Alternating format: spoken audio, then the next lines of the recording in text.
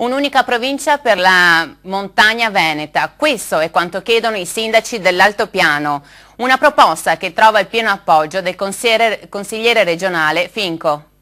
Basta con le distinzioni tra una montagna di serie A ed una di serie B. Questo in sostanza quanto chiedono i sindaci degli 8 comuni dell'Altopiano di Asiago, che nei giorni scorsi hanno inviato una lettera al governatore Zaia e a tutti i consiglieri regionali per chiedere che venga presa in considerazione in tempi stretti l'ipotesi della provincia montana, che dovrebbe unire la montagna vicentina, quella bellunese e quella veronese. Una richiesta, quella dei primi cittadini dell'Altopiano, sostenuta dal consigliere leghista Nicola Finco. Ritengo sia opportuno uniformare tutta l'area montana del nostro Veneto.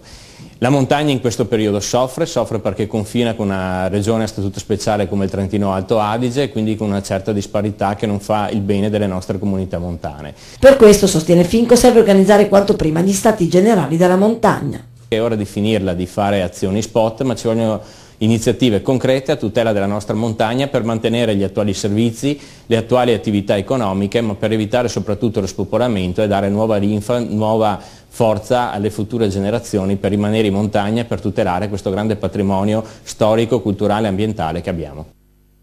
E proprio Nicola Finco è stato confermato oggi